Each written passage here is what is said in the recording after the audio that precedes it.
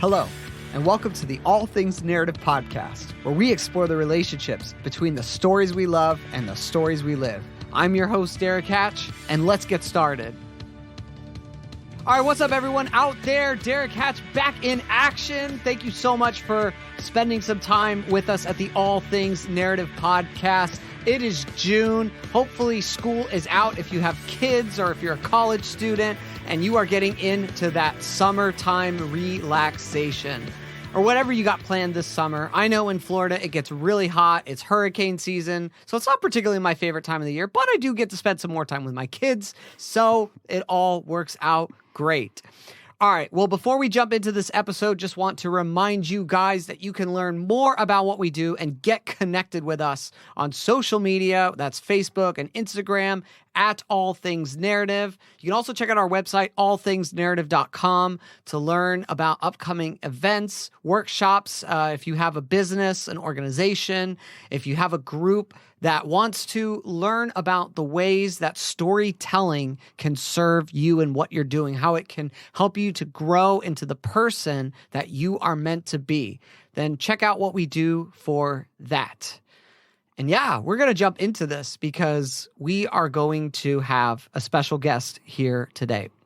Now, I met this guy a while ago at networking, and there's been a few people on this podcast who I've met at this same networking group as well.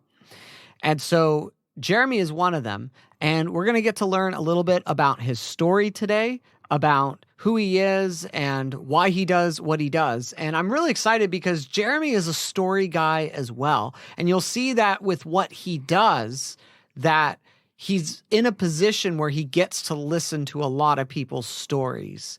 And so that's something that we never, ever want to take for granted, right? Like, I remember someone in school, they said in class one time that when we get to listen to a person's story, it's a sacred moment because not everybody is willing to share their story with everyone. And so I do take that very seriously because everyone has a story that deserves to be heard because everyone matters and everyone's story matters.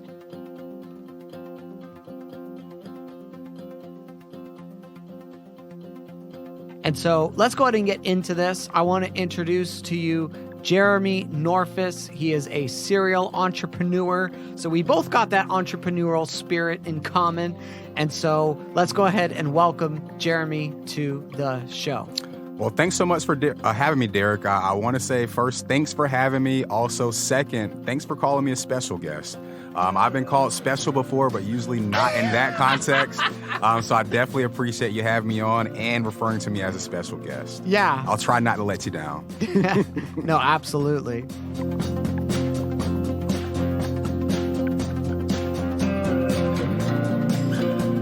All right, so Jeremy, let's go ahead and start and just learn a little bit more about you and about your story. And so tell us a little bit about who you are, where you come from, and how you got here today. So originally from South Florida, born and raised, and like you mentioned, Derek, we did meet at the Common Grounds networking group. Mm-hmm. I literally live 5 minutes away from here. Oh, nice. Yeah, that's my mother's house.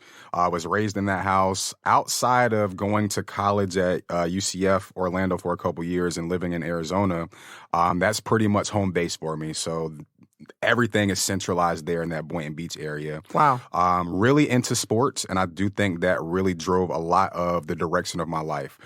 So started playing basketball, football at a very young age, dabbled in baseball a little bit, but it ingrained the relationships that I have today. A lot of the people that I know that I've met recently, they'll tell me how fortunate I am to have 5+ friends that I've known for 20+ years. Wow. In each of their weddings, eventually when I get married, they'll be in my wedding. Yeah. So it's just a really, really good thing to have that close-knit group of friends and also still be close to home base.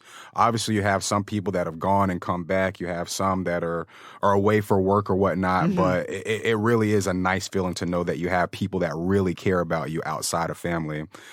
So outside of sports, played middle school, high school, ended up going to the University of Central Florida and got my marketing degree. Outside of that, transitioning from the University of Central Florida, I had this I want to say this attitude that I was going to step out as soon as I graduated and get this $100,000 job. I just had this sense of entitlement, and reality smacked me in the face pretty hard. Wow. So one of the sports connections that I had, there was actually a receiver that played high school football with me. His mother was a principal at one of the local elementary schools. Okay. Really, really nice woman, and she'd always check on me after graduation. Hey, Jeremy, how's everything going? I know you just graduated. How's the job search going? Yeah. And probably after 3 or 4 times of asking me that, I just point blank told her, I was like, hey, listen, it's not what I thought it would be. Either every job that I go on an interview for, I'm either overqualified or underqualified. Yeah. And there's no one that's really actually willing to work with me. So those were the things that we discussed. And she actually offered me a position to work at her elementary school as an aftercare counselor. Oh, cool. So, hey, we've both been in the aftercare field. Pride was in the way. I said no. So initially I said no. Yeah. Like, listen, I just went and got this degree. I'm not going to get a degree to take an aftercare job. Yeah. Eventually, my bank account made the decision for me. So when I went back to her, I was like, hey, Miss McKeever, let's start. And I do want to have some money coming in while I'm still looking for other jobs. So I spent probably a year and a half at the after school, Cross Point Elementary. Okay. And it's probably one of the most rewarding times that I've ever had. Wow. It was humbling for me, just making me take a step back and realize that my stuff does smell. And also working with the kids. Yeah. Getting used to breaking down a complex message that me and you are talking right now, but breaking that down where, let's say, 25 second graders are able to understand that message. I feel that. And also move forward and take heed to what you're saying. So that was a very rewarding experience as well. Wasn't completely ready to give up on my major. So one of my really good friends, he worked for a franchise company up in West Palm, and he'd always talk about how great the company was. I have this opportunity to do this. I'm traveling. I'm growing with the company. And I was like, you know what? Let me just put in my resume. What's the worst that can happen? Right. So I ended up getting an interview. Long story short on that one, I ended up getting a job. Probably the first week of being on the job, I happened to see this taller gentleman just happened to be walking by, and it's the CEO of the company. Oh, wow. He pulls me to the side, and he's like, hey, I haven't met you before. I know you're Jeremy. I hear you play basketball. He used to play college basketball. Cool. So we just started talking about sports, and I'm like, man, this is a really, really cool guy. Yeah. So I go to my friend's office, and I'm like, hey, Brady, I just met the CEO. He's an awesome guy. He's really into sports just like us. And Brady's looking at me probably for 15, 20 seconds and doesn't say a word. And he is like, you know, that's my uncle, right? So I like to think I got the job on my own merits, but I definitely had a connection with the company. Yeah. Had a lot of great experience there. And working for a franchise company, you're just working with different entrepreneurs. Yeah. People that are looking to start their own business, people that have been in business for 20 plus years. So that gave me somewhat of the breeding grounds to learn about business, not just from textbooks in college, but from a practical sense. Right. What makes you successful? Why did you even want to get in business? The people that closed their locations, what made them do that. So it was a really good opportunity, and I always had that itch. I'd say I was probably 19 years old. I was home from college, and I wrote myself a note, and I put it on top of my bed, and it was like, you're going to start your business, doesn't know what it's going to be. I always had that itch to start my own business. So I was with UFG for 7 years, and then I transitioned, and then doing what I am doing now. So a couple things that really stood out. I mean, this is great, because we all have somewhere that we come from, right? And being able to articulate your story so clearly, right? That's what we all should be able to do. So when you had that revelation about the CEO, that he's your friend Brady's uncle, right? It just reminds me of how so much of life and business and what we do, it's all relational. It's all relationships, right? 100%. And it's how we build that trust, those connections there. And I always tell people that there's no such thing as a self-made man. As much as we might think we are, right? We are all being influenced and impacted by others. And we grow in our opportunities because of our relationships with others, right? I couldn't agree with that more, because I had that stigma where, and maybe it comes from sports as well, where you got to be macho, you got to do it by yourself, and you don't want to ask for help. And I found that I had moderate success doing it my way and just kind of like learning as I go. Yeah. But once I found people that were already doing it and being able to ask them questions, it really shortcut that process so much faster. So I couldn't agree with you more, Derek. Yeah. Yeah. No, that's good. And what I'm curious about is you said that you always knew that you wanted to start a business or create something, right? Mm-hmm. What were some ways that you began to notice that even at a young age? I think it might have just been opportunity. Okay. Because this may sound bad or whatnot, but going back to the sports parallel, playing Little League football, we played in a very underprivileged area. Mm-hmm. Like I was fortunate that, not saying that we were rich or anything like that, but we played in an underprivileged area. And I saw like a lot of the kids that I met there were some of the smartest kids that I've still met to this day. And they just didn't have an opportunity to do anything. And I don't want to blame it on system or circumstances or whatnot, but I just said I wanted to control my own destiny. Yeah. So whether that is being an executive for a company or whatever the case may be. But then as I got a little bit older, I realized like, hey, I think I have what it takes to actually start and run something myself. Yeah. So I want to say actually as I was looking for a job out of college, and I mentioned the search process, I started a small marketing firm at that point just to kind of put my toe in the water to see what would happen. Yeah. And then I got hired by UFG. So that one kind of fell by the wayside, but just always had that itch. Yeah. So you had this itch that you knew you wanted to start something. And even so, that's interesting about sports, right? And those connections that you had with these friends who were really smart people, and you knew that you wanted to be at the top of a company, but why in particular the business route? Because there's lots of people who, they want to create something, right? Sometimes it's within art, sometimes it can manifest in a lot of different ways. So what is it specifically about business and that kind of entrepreneur? Well, I think a lot of people equate business with money as well. Yeah. So that was one of the things. And it's not so much trying to be a millionaire or a billionaire. Yeah. It's just making sure I'm comfortable and I'm able to take care of my family. Totally. And I can't say the fastest route to get there is starting your own business, but the most control that you have over it is starting your own business. See, so that's that magic word there then. It's control, right? Mm-hmm. It's that sense of if I can be able to have control, as much control as it is in my ability over my own destiny, right? Mm-hmm. To be able to do that. And I think there's this idea that I always talk with people about with agency. Mm-hmm. When we have a story that we find ourselves living, we don't want to be what are called passive characters in a story where we're letting things happen to us and we're reactionary to them. Mm-hmm. There's this idea that instead we want to be active protagonists, active characters. We want to go out there and make choices that have weight and it's sometimes consequences, because that's the scary part, right? Is we know that there's stakes when we do something like that, and you really don't have that safety net that you would have if you were working for a company. And that was one of the things that I noticed as well during the pandemic, going back to the control. Some of the people that I saw getting laid off, they had tenure with their company for 30 plus years. They thought that they were going to retire with these companies, and obviously unforeseen circumstances, they were just getting laid off like it was nothing. So that was another thing that contributed as well. Yeah. And I think COVID was a huge wake-up call as well for a lot of people in terms of, wow, things can change in a moment. Mm-hmm. And what do you do if you're at a place, if you're at a company and you're expendable?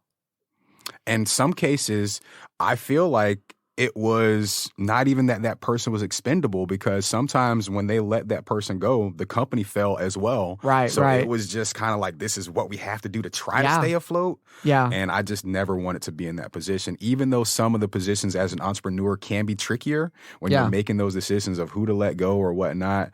But I just didn't want to be a position where somebody could tell me, hey, you no longer have a job. Yeah. So now that some time has passed, since you said were you 19 when you started working at that? No, so I was 19 when I started like my first company, when I tried to start my first marketing company. I was 20, I think 22 or 23 when I started working for them. Okay, and how long did you end up working for them for? 7 years exactly. Wow, wow. Like to the day, 7 years.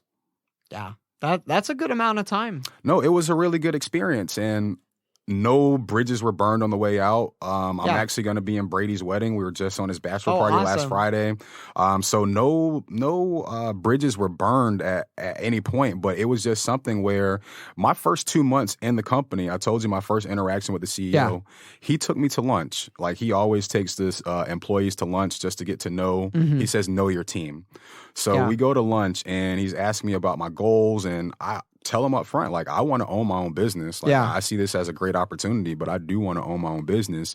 And he was telling me it would be my biggest pleasure for you to grow through the company, grow through the ranks of the company, start your own business, and then be able to refer business to you. Right. So it was nothing where they wanted you to hold you back if there was another opportunity. But even when I did leave, they left the door open for an opportunity. So our stories are so similar because I literally worked for a company for 7 years exactly. And we used to always say dream big, right? Mm-hmm. And sometimes your dream is going to outgrow what you're doing within this organization, right? Because organizations, they find their lane, right? And they figure out how to travel best in it. Mm-hmm. And you might have a dream. You might have something that fits within that.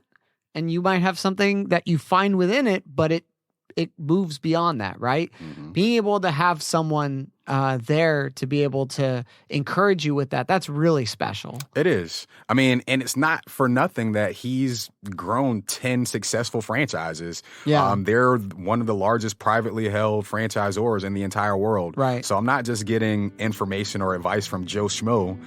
What he's saying actually does hold weight. Right.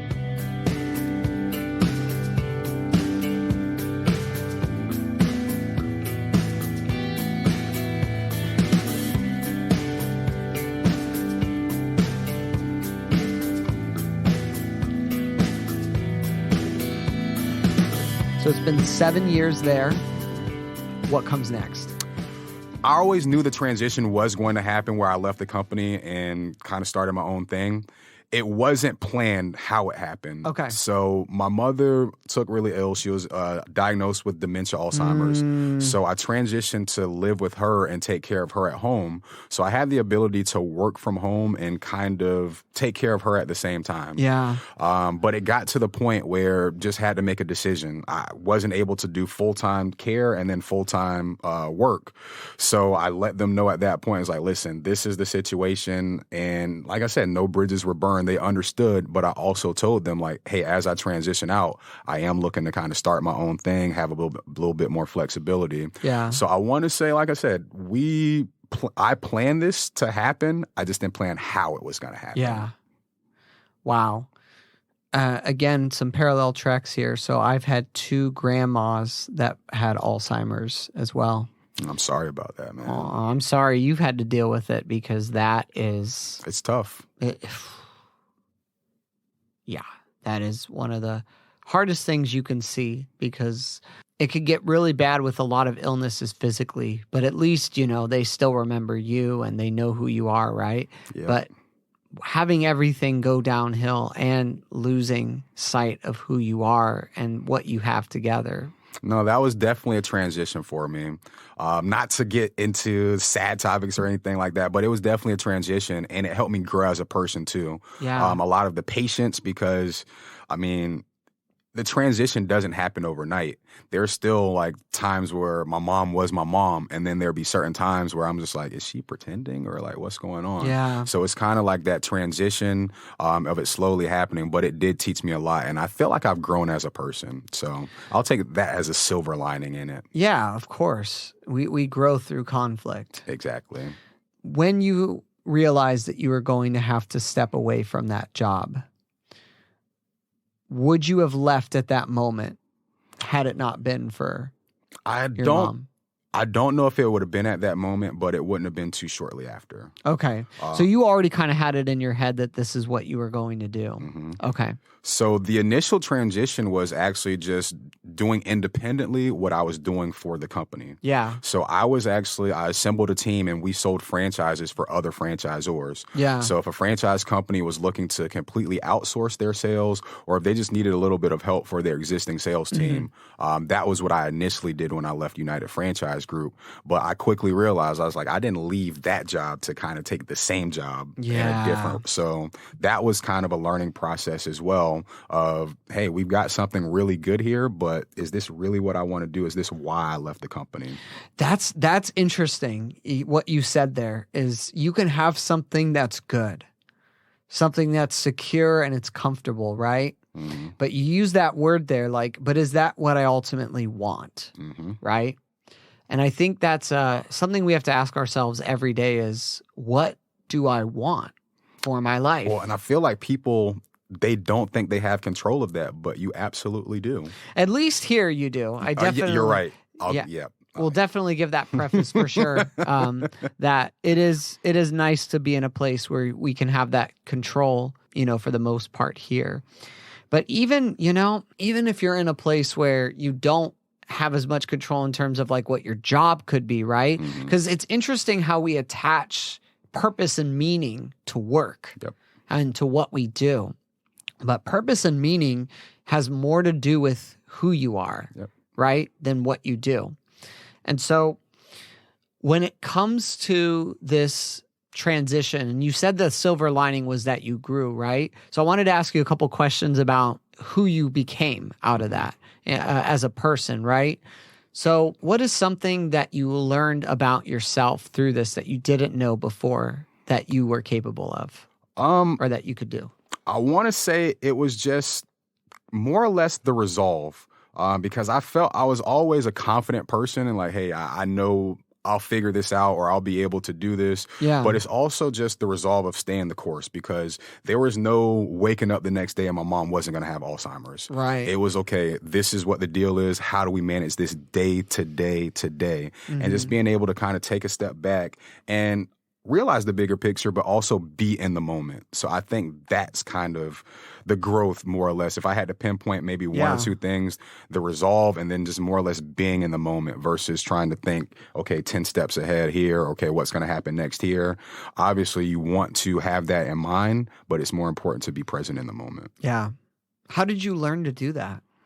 I mean, some crying at night. I'll be completely honest with you. It didn't come easy. And like you said, growth comes through conflict. It was times where I was just frustrated, like not so much like why me, but why did this have to happen to my mom? Yeah. And just questioning a lot of things and realizing I could only control so much. Yeah. So being able to control what I can control that was the realization right there of the resolve or whatever, taking a step back or being in the moment. It's just, man, I have no control over that. So why am I even worrying about it? I have so much to worry about here. Let me just handle this here. Mm-hmm.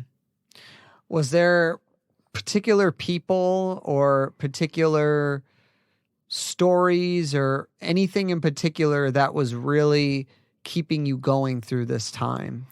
I think it goes back to that core group of friends that I mentioned when we started speaking. Yeah. I felt like I was letting a lot of them down, just not being available anymore.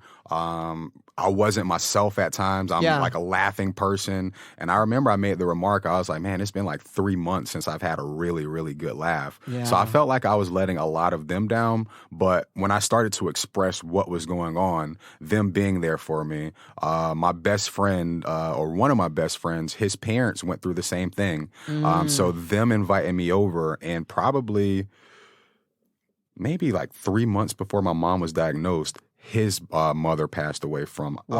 So he was still kind of raw in it. And I think it was refreshing for him to have somebody to talk to and explain it to. And it was also refreshing for me to hear, because you hear a lot of people that give you advice that have never been in the situation before. And they have great intentions, but it's not practical. It's not practical. Mm-hmm. Yeah. So being open and vulnerable with these friends about what you were going through. And that was a transition too. Yeah. Yeah. So that I take it that changed the dynamic of your group. I want to say it did. Not like a 180 or anything like that, but it was just like, okay, like we understand we're like certain things Jeremy's not going to be involved with, but hey, let's FaceTime him or let's like reach out to him to make sure everything's good. So I'd say the dynamic changed in that part, but in terms of like our interactions and our group text and like wanting to do stuff together, that part didn't change so much. Just them being a bit more understanding. Yeah. And not saying that they weren't understanding before, me allowing them to be more understanding. Yeah. Now, when you had hard days as you were transitioning within this season, was there any new habits or new patterns or rhythms that you had to kind of bring into your life? I'm still not good at this one, but meditation was one that's really, really helped. I hear a lot of people say that, and it's just like, oh, that's the cliche thing to say. Right. But there were times where I just like, let me be in the moment. Let me just be one with my thoughts. Right. Even if I wasn't like at home or anything, just like certain breathing exercises or whatnot really, really did help. The one that I limped on the most was just being active. Yeah. I love to play sports still to this day, work out with my friends. Yeah. And then also I got a punching bag. So that really, really helped too. So. Yeah, I can imagine, let off some steam there, right? That definitely helped. Yeah. Oh, that's good. Yeah. Finding what those things are that are going to sustain us through our story is so important. And last question kind of on this particular chapter in your life, and then I want to hear kind of where it all led to from there. But was there any moments or any time that you were almost tempted, if maybe that's the right word, to compromise on something that was valuable to you? I mean, maybe in the early stages, just kind of thinking and feeling pressure from outside forces to maybe put my mom in assisted living or something like that. And that would be a huge compromise because that's something I said that I would never do. Yeah. Just seeing the sacrifices that she made for me. She had an offer with Motorola. I don't know if it was an executive position, but it was definitely like a step up from what she was doing. Yeah. But we would have to move to Illinois, and she was like, I didn't want to uproot Jeremy at that age and like take him away from all of his friends. Yeah. She ended up going back to school to try to get another job that made just as much money. So in terms of compromising, that was probably the only time that I really thought about compromising something that was truly important to me. Yeah. Yeah. That recognizing that sacrifice that your mom had made, and that's what informed your decision. It's the interconnectivity of our narratives. Because the narratives of others will shape our own narrative. Yeah, we don't live in a vacuum. We don't, no. And, it's interesting because I think about this idea of wanting to control everything. Control, so as far as we get what we want, but what happens if we can have that control, but we have to forsake something, right? And so like, with your mom, there was a really clear value that it sounds like you had, that I don't want to put my mom in this situation. We will be in it together, no matter how hard it is, right? And ultimately, it might have been quote unquote easier in the sense of like, oh, well, now I don't have to see her all the time. I don't have to deal with this. But you didn't want to go that route, right? It kind of reminds me of, are you familiar with the 3 temptations that Jesus faced in the wilderness? Have you ever heard of those before? I have. So the last one is that he's, you have the devil coming to him and saying, you can have all these kingdoms, all these things, I'll give you power over, all this control, but you have to do one thing, and you have to bow down and you have to worship me, right? So in other words, you have to compromise this value of yours. And if you compromise that value, you can have your life. You can have control. You can have the easy way.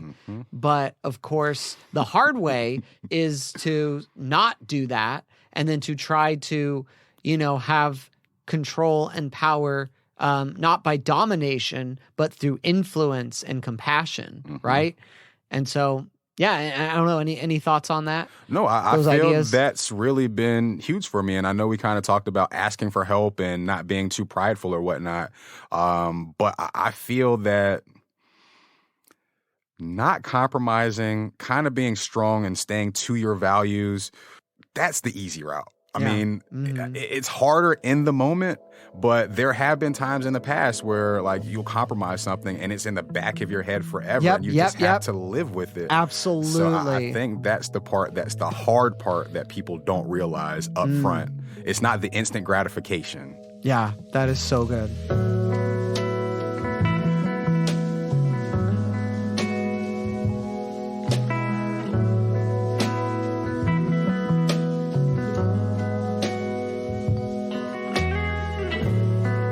So how long were you taking care of your mom? Probably a little over 2 years. Okay. And then when you get to the end of that 2 years, what's next? So unfortunately, the chapter ended with her passing away. I'm so sorry. So that obviously still dealing with it to this day. Yeah. That's only been less than a year, obviously. Oh, wow. So, I didn't realize it was that fresh. Yeah, so Wow. less than a year that's happened. But the transition, things were already in place in terms of the businesses. Which businesses specifically? All right, so when I transitioned from United Franchise Group, the company that I mentioned selling franchises for other franchisors is called Shared Wealth Entrepreneurs. So we did that for probably 6-7 months. And like I said, I got to the realization where this isn't really what I want to do. Right. Through that process, one of the companies that consulted me, they actually offered me equity in their company. Okay. So that seemed like a great opportunity at the time. But like you said, everything's interconnected. Yeah. And it's also, the business could be a great concept.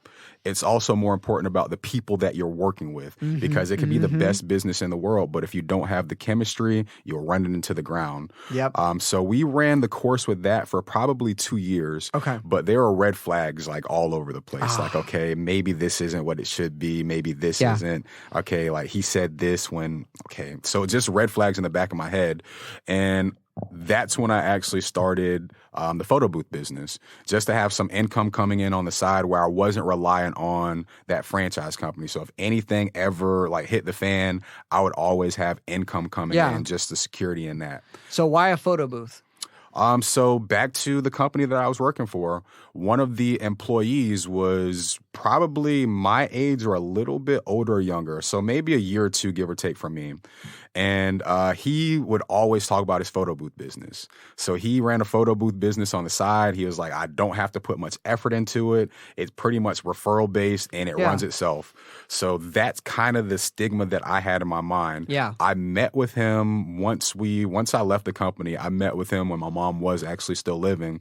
And I was just hashing out some different ideas because he had left and started his own company. Yeah. Really successful, had gotten bought out or whatnot.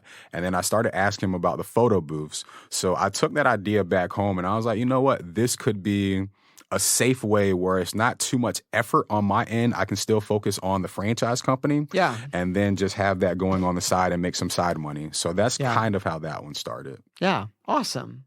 So you found that you were able to, with the photo booth company, you were able to have something that you could maintain easily, some that could almost run itself, right? And I've done your photo booth, by the way, too, and it's really easy. Well, and that's the simplicity that I love in it because most events, I just drop it off and pick it up. That's it. That's it takes incredible. 30 minutes out of my day. That's incredible. So that was a pretty big one for me, being able to capitalize on the photo booths, something that, like I said, didn't take too much time or effort from me. But another thing that it did provide me was I was able to network with a lot of people that I probably otherwise wouldn't have been able to network with. So there were these high upper end events or whatnot, and I would just volunteer the booth. I would say, hey, listen, I see you guys are having this event. I think the photo booth would be a great addition for your event if you have any interest in that. And a lot of people were receptive and just made a lot of really good connections, and obviously got referral business off of that, but the connections are invaluable. Yeah. Awesome. And so you've been doing that for about a couple years, right? Correct. Okay. And then you've not only got the photo booth business, but you've also got Speakeasy Studios. Correct. So how did that come about? So that one has a pretty unique story as well. That one actually came through shared wealth. When I was selling franchises for other franchisors, there was another concept that approached me. And I won't get into too many details about that specific company. Sure. But they were looking to launch so they had a couple of studios. They were looking to scale that into a franchise opportunity. Okay. So if somebody had, let's say like the space like 1201, where they have a free room, they could do a build out of a studio, and they would have the infrastructure of that franchise company kind of to run everything through. Right. So as we kind of did more research and due diligence, I just fell in love with podcasting, the space in general. I feel like it's untapped. As many podcasts as there are, I still feel like it's untapped. Yeah. I joke with people all the time. It's not going to be too long before you're able to get in your car and just press the podcast button without syncing your phone or doing anything like that. Just press the podcast That's button. fair. So I feel like they are going to be a bit more mainstream. But as we did our research on this company, once again, more and more red flags just started to pop up. So I learned my lesson, or I learned a lot of lessons working with that initial franchise company. Yeah. And we got to the point where we were going to sign a deal. Okay. We were going to become the first licensees or franchisees for that. They were going to do the entire build out, find us a location, and then I would be responsible. So me and my team would be responsible for the sales and the growth of the franchise brand. So me and my partner were doing like a deep dive, and we're just like having a heart to heart. And my partner says, I get a bad feeling about this, man. Like something just doesn't feel right. Yeah. So I did a little bit of research, and I just like, all the research I had done to that point was really on the company, and I did some surface level information on the CEO. Okay. So that entire night, I just researched like everything that I could find on the CEO, trying to go like in the dark web and everything. Oh no, not the dark web. But find out that this guy's a fraud. He's defrauded people similar to us before, where he'll overpromise and underdeliver. He has employees that he hasn't paid yet. Wow. So just a really, really bad situation. Yeah. And I really, really thank my partner for even just having that gut feeling of saying, hey, man, let's just check this guy out before we sign anything. So we were so in love with the space that we were like, we're going to do this no matter what, with or without him. Right. So my partner already had a lot of the equipment that you would need, and he was actually looking to start from his house. But as we started going through this process, we're like, why not just rent out a shared office, build out a studio, maybe partner with the shared office where they have some residual from it too. So as we're in that process, you mentioned how we met this networking group. This was probably the first or second time that I had ever come to the networking group. Yeah. And I remember that morning like it was yesterday. It's probably...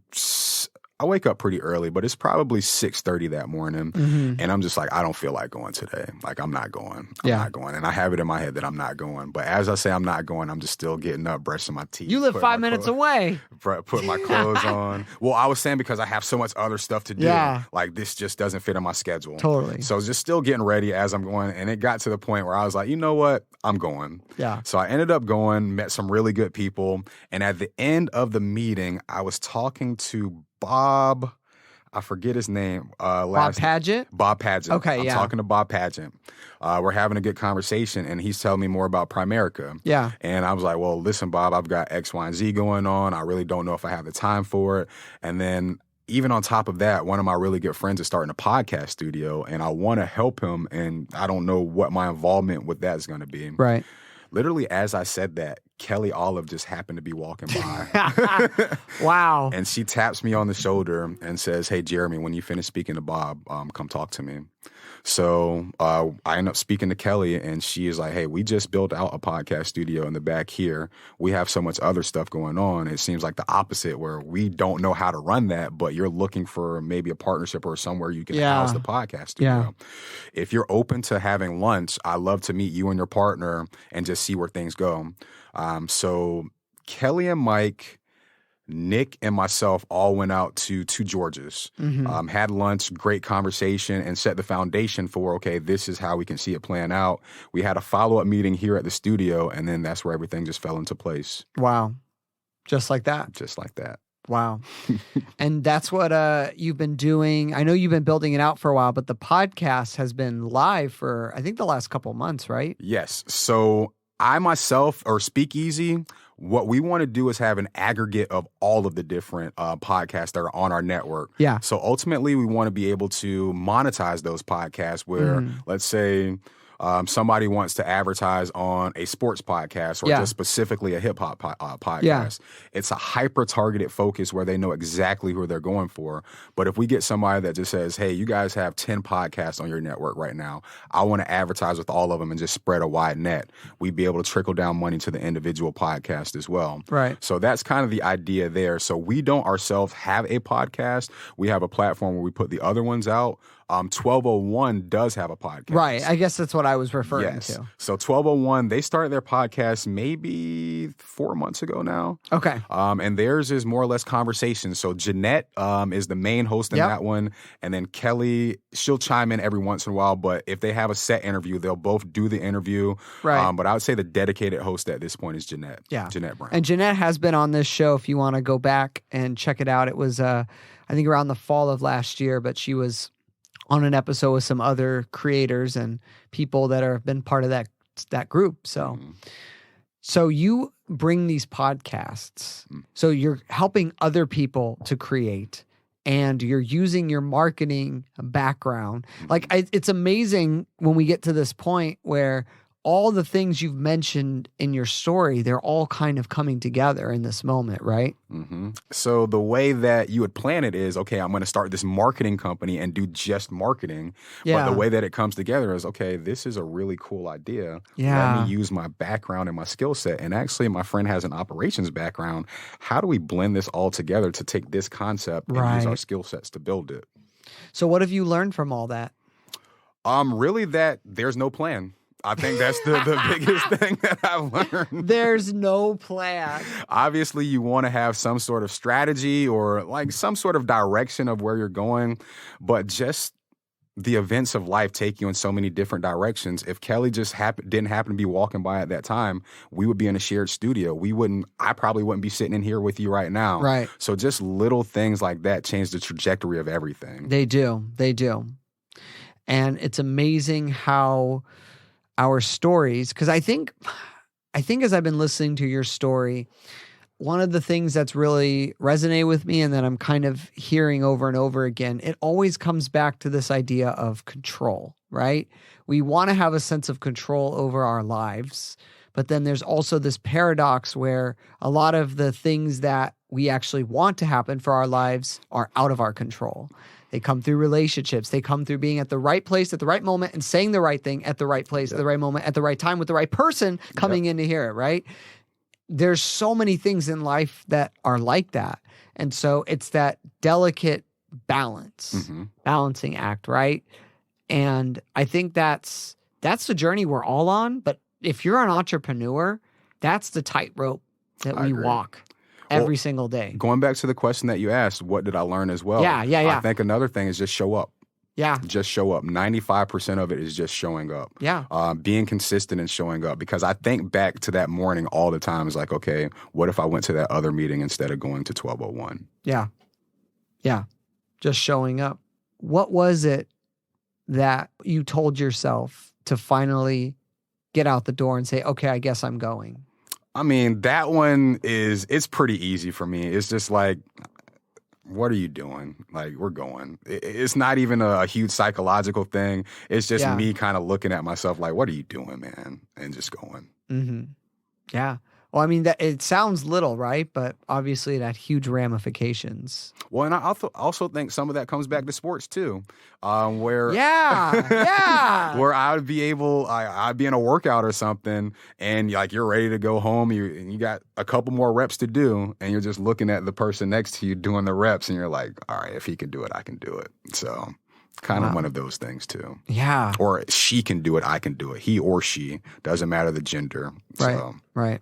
Awesome. So just to kind of wrap up here, I would love to just kind of ask you as a final question, what has been key to you living a meaningful story? And what advice would you give to any listener out there who hears your story and said, well, that's great for you, Jeremy, but it ain't like that for me?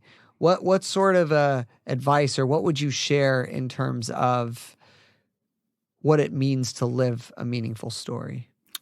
So I think the first part is just caring about other people's stories has really, really helped me a lot. Yeah. Because I think we can be pretty myopic at times and kind of get trapped in our own situation, our own paradox. But just hearing what other people have to say and not just, or actually listening to what people say, not just hearing it. Yeah, that's good. I think that really has helped me a lot. And then a piece of advice that I have for people, I think really what I just said, just show up. Yeah. Just show up. Get out of your own head and just show up. Because 95% of the battle is just showing up. If you look at kind of across the board and just my experience in everything, whether it's school, sports, at work, with this podcast venture, with the photo booth venture, it's just that I hear, and I can give you a specific example with the photo booth. We have a recurring event that we do, and they had another photo booth vendor beforehand, and they were like, well, this guy kind of showed up late. He didn't answer phone calls, or just being consistent and showing up is really half the battle, because a lot of people don't even take that minuscule or the smallest effort that you can. So you got that, everyone? Just show up. That's what a lot of it is, right? I know we have those moments where we can get so busy in life and we could think, it's not that important, right? Mm-hmm. Or I don't know. And we all fall into that, right? Mm-hmm. I mean, we've definitely had more moments where like, I'm not going today to the networking group, right? But I think that having that mindset of I'm going to keep going, I'm going to keep showing up, I'm going to do the things that are in my control, and the things that are outside of my control, I'm going to deal with them as they come, try to be proactive about it, but being able to acknowledge that there are things out of our control that are going to take our life in directions we didn't expect, like with your mom having Alzheimer's. And then there's other times where we're going to have things outside of our control that change the trajectory of our narrative, like Kelly coming up and talking to you that day, right? So control is a tricky thing. It's a funny thing. It's something that we as entrepreneurs and just as people in general, we recognize the delicate balance we walk in life. And this is probably a good place to start to wrap it. And so, Jeremy, it's been so good to have you here. If people want to get more connected with you, want to learn more about you, what you do, Speakeasy Studios, how can they find you? I would say on a personal level, if you want to reach out to me, I am on LinkedIn. Feel free to reach out anytime. If you want any more information on Speakeasy Studios, www.myspeakeasystudio.com. We also have our YouTube channel where you can actually see some of the podcasts that are on our network as of this point. Just get a better feel for what's out there. And then also we're on all the major platforms. So your Apple Podcasts, your Spotify, your Amazon, your Google, all of those major platforms, we're on those as well. So definitely check us out. And if you have any interest of getting your voice out there in the form of a podcast, definitely reach out to me directly. Awesome. And Jeremy is creating these podcasts. He's helping people to create their podcasts.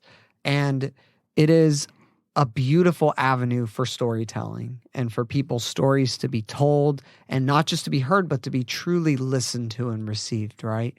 And so, Jeremy, thank you for doing that. Thank you for staying faithful, because podcasting is definitely a medium that you don't always see a lot of fruit in, right? Mm-hmm. And sometimes that could be a blessing where you don't have like trolls on YouTube that are commenting, right? Sometimes that's nice about podcasts. But then at the same time, you also, I don't know if you have this experience, but you might upload something and you see it, the numbers there, but you're just like, I wonder what people thought. Mm-hmm. They like it, you know? And there's this, with podcasting, I always tell people who want to get into it, I say, you know what it's going to be like? It's going to be like putting something out there, something that's very of you, except you're not going to hear from 90% of the people who heard it what that meant to them. Mm-hmm. And it's frustrating, but that's just kind of how the medium is. I think about all the great podcasts I listened to. Have I ever reached out to any of them and said, hey, like, your podcast on such and such was life-changing and I learned so? No. I may give it 5 stars, but you're right. Yep. I won't leave a comment. Yeah. Or, trying to track down the person. But that doesn't have to be true for you with this podcast, because you can email me directly, DERRICK at allthingsnarrative.com. Let me know what you think of this podcast. Don't be like me, Jeremy, where we don't tell anybody what they think about the podcast. If you like this podcast, and I do every once in a while get someone that will write in, and that's really touching and meaningful. So if you want to make my day, then feel free to. Well, before you wrap too, Derek, I think one of the conversations that we had before this is the feedback really drives us, and we can give you more of the content that you want. Yes. So Good please point. give us that feedback. Yes, it will help us to be better. That is how on this podcast, and maybe with you as well, we've decided like what sort of topics we want to talk about, what sort of direction we want to go in. It's from listening to people. So you do have more influence than you think you do in the podcast world, because we as podcast, creators, we listen and we take it very seriously, because there aren't a lot of people who speak up. So when somebody does, we take that very seriously.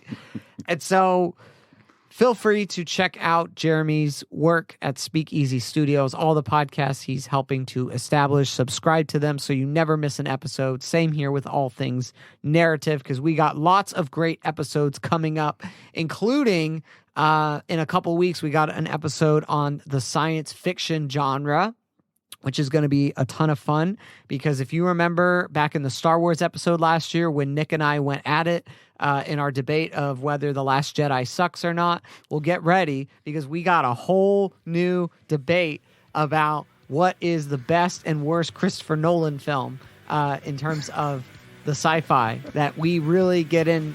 We really get in it. And so you definitely want to come back for that. Don't forget to check out allthingsnarrative.com, Speakeasy Studios. And thank you so much, Jeremy, for being here, for taking time to have this conversation. No, thanks so much for having me, Derek. Thanks for the platform as well. Yes. And for everyone out there, we will be back. And in the meantime, this is your friendly narrative practitioner signing off, saying thank you so much. And until next time, take care.